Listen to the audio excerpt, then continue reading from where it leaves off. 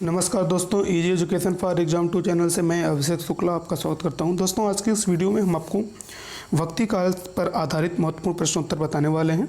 ठीक है, भक्ति काल से संबंधित संपूर्ण बातें मैं आपको इस वीडियो में बताने वाला हूं, तो वीडियो को आप पूरा देखें। वीडियो अच्छी लगी तो लाइक कर अपने दोस्तों में शेयर करें और चैनल पर नया है तो चैनल को सब्सक्राइब करना ना भूलें। ठीक है, ऐसे ही ज्ञानवर्धक वीडियो आपको मिलती रहेगी। ठीक है, तो आइए हम अपनी वीडियो शुरू करते हैं। ये जो वीडियो है, इस वीडियो में जो मैं आपको प्रश्न बताऊंगा, जो चीज़ें बताऊंगा, ये एकदम सॉलिड है और यहाँ से आपको 10 से 12 क्वेश्चन आपके परीक्षा में ज़रूर देखने को मिलेंगे। ज़्यादा भी मिल सकते हैं। ये यहाँ पर मैं अप्रॉक्स अपना एक अनुमान बता रहा हूँ, इससे ज़्यादा भी आपको मिल सकते हैं। ये सारे के सारे प्रश्न जो मैं आपको इस वीडियो में बता रहा हूँ, सारे के सारे प्रश्न किसी न किसी परीक्षा में पूछे गए हैं। ठीक है, सभी प्रश्न पत्र में सभी प्रश्न आए हुए हैं जिसको मैं आपको बता रहा हूँ। ठीक है, तो सबसे पहले भक्ति काल से संबंधित कुछ बातें मैं आपको बताता हूँ, उसके बाद क्वेश्चन आंसर पाते आएंगे। ठीक है, तो आइए अपनी वीडियो को शुरू करते हैं। देखिए, भक्ति काल का जो समय है वो विक्रमी संवत 1375 से 1700 तक है। ठीक है, ये भक्ति काल का समय है। भक्ति शब्द जो है वो भज और कीर्तन प्रत्यय से मिल करके बना हुआ है।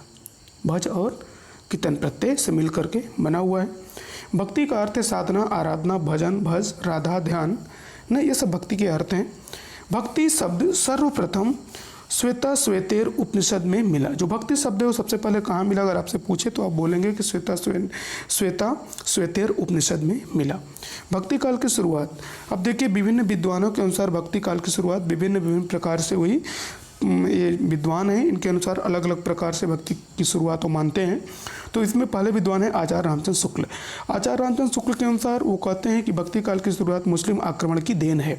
पराजित हिंदू चित्तवृत्ति के कारण भक्ति काल की शुरुआत हुई। आचार्य रामचंद्र शुक्ल कहते हैं कि जब भारत पर मुस्लिमों का आक्रमण हुआ तो मुस्लिमों के आक्रमण के फलस्वरूप हिंदुओं की चित्तवृत्तियाँ बदली और भक्ति काल की शुरुआत हुई।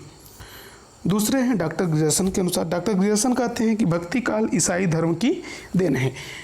न ईसाई धर्म के आने के बाद भक्ति काल की शुरुआत हुई, तो भक्ति काल जो है वो ईसाई धर्म की देन है।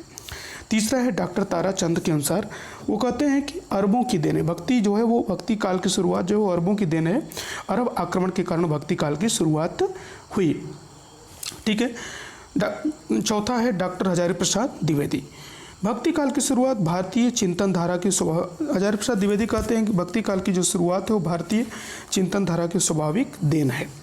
ठीक है, और ये आचार्य रामचंद्र शुक्ल की परिभाषा का खंडन करते हुए कहते हैं कि मुस्लिम आक्रमण के कारण भारत में भक्ति काल की शुरुआत नहीं हुई। यह बात सही नहीं है, क्योंकि सबसे पहले भक्ति की शुरुआत दक्षिण भारत में हुई थी, जहाँ कोई आक्रमणकारी नहीं पहुँच पाया था। भक्ति की शुरुआत दक्षिण भारत से हुई और फिर उत्तर भारत में आई। इसके संबंध में यह दोहा प्रसिद्ध है, भक्ति द्राविड़ उपजी लाए रामानंद। ठीक है, प्रकट किया कबीर ने 7 द्वीप 9 खंड। अब इस भक्ति काल पर आधारित प्रश्नोत्तर हैं, देखें आप इसको ध्यान से देखें। भक्ति सर्वप्रथम कहाँ? दक्षिण भारत में। भक्ति सर्वप्रथम किस भाषा में हुई? तो तमिल भाषा में। भक्ति सर्वप्रथम किनके द्वारा शुरू हुई? तो आलवार संतों के द्वारा। आलवार संतों के द्वारा किस भक्ति का विकास हुआ? वैष्णव भक्ति का विकास हुआ। ठीक है, आलवार संतों की अगर आपसे संख्या पूछे तो इनकी संख्या 12 है। नयनार संतों के द्वारा शैव भक्ति का विकास हुआ और इनकी जो संख्या है वो 63 है। ठीक है, अब भक्ति काल के दर्शन देखिए। भक्ति काल के कुछ दर्शन हैं। दर्शन को हम मत भी बोलते हैं। मत या दर्शन, बात एक ही है। पहला है अद्वैत मत या दर्शन। इसके प्रणेता कौन है? आचार्य शंकराचार्य। शंकराचार्य ने अद्वैत मत का दर्शन जो दिया था, अद्वैत दर्शन जो था, अद्वैत मत जो था वो शंकराचार्य ने दिया था। द्वैत मत किसने दिया? माधवाचार्य ने। ठीक है, उसके बाद और भी है देखिए दर्शन। इसके बाद यहाँ पे हम पढ़ते हैं। उसके बाद देखिए, हाँ, द्वैताद्वैत मत किसने दिया? निबांकाचार्य ने द्वैताद्वैत मत दिया था। शुद्धाद्वैत मत किसने दिया? वल्लभाचार्य। विशिष्टाद्वैत किसने दिया? रामानुजाचार्य। उसके बाद देखिए संप्रदाय और प्रवर्तक। श्री संप्रदाय के प्रवर्तक कौन है? तो रामानुजाचार्य हैं। ब्रह्म संप्रदाय के प्रवर्तक कौन है? तो माधवाचार्य। ये सबसे प्राचीन संप्रदाय है। ठीक है, स्मार्ट संप्रदाय के प्रवर्तक शंकराचार्य। राधा वल्लभ संप्रदाय के प्रवर्तक जो हैं वो हित हरिवंश। उदासी संप्रदाय के प्रवर्तक हैं श्रीचंद नानक देव के पुत्र। रामानंद संप्रदाय के प्रवर्तक हैं कृष्णदास पैहारी, रामानंद के शिष्य। रामावत संप्रदाय के जो हैं, रामावत संप्रदाय के जो प्रवर्तक हैं वो रामानंद हैं। गौड़ी संप्रदाय के प्रवर्तक है चैतन्य महाप्रभु। निम्बार्क संप्रदाय के प्रवर्तक हैं निम्बार्क। हरिदासी संप्रदाय के प्रवर्तक हैं हरिदास। ठीक है, उसके बाद देखिए भक्ति काल को दो भागों में बांटा गया, निर्गुण और सगुण। निर्गुण का मतलब होता है निराकार, सगुण का मतलब होता है साकार।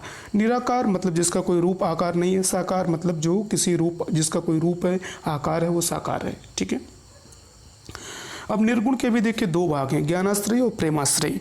ज्ञानाश्रय शाखा के अगर प्रतिनिधि कवि पूछे तो कबीर हो जाएंगे, और प्रेमाश्रय शाखा के प्रतिनिधि कवि पूछे तो जयसी हो जाएंगे। उसी तरह से सगुण काव्यधारा जो है, सगुण काव्यधारा या सगुण भक्ति शाखा, इसको भी दो भागों में बांटा गया ना, कृष्ण काव्य और राम काव्य। इसी को कृष्ण काव्य धारा, राम काव्य धारा भी बोलते हैं। तो कृष्ण काव्य और राम काव्य, कृष्ण काव्य के प्रतिनिधि कवि हैं सूरदास और राम काव्य के प्रतिनिधि कवि हैं तुलसीदास। ठीक है, उसके बाद देखिए अब हम प्रश्नोत्तर पर चलते हैं। महाराष्ट्र के भक्तों में सबसे पहले नानक देव किसका नाम आता है? तो आप लिखेंगे नानक देव का नाम आता है। भक्ति के स्रोत को दक्षिण से उत्तर भारत में प्रसारित होने के सिद्धांत का समर्थन करने वाले विद्वान हैं, कौन है? रामचंद्र शुक्ल।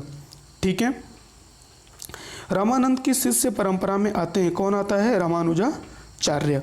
आरत कीजिए हनुमान लला के रचयिता कौन है? तो रामानंद हैं। गलता में रामानंद संप्रदाय की गद्दी कृष्णदास पैहारी रामानंद की शिष्य परंपरा में नहीं है, ये किसने कहा?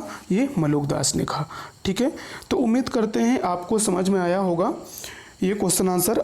इस तरह के और भी क्वेश्चन आंसर हैं जो हम आपको अगली वीडियो में देंगे, तो आप वीडियो को चैनल को सब्सक्राइब कर लीजिएगा जिससे कि आपको वेल नोटिफिकेशन मिलती रहे। ठीक है, तो आज के लिए इतना ही, मिलते हैं अगली वीडियो में। जय हिंद, जय भारत।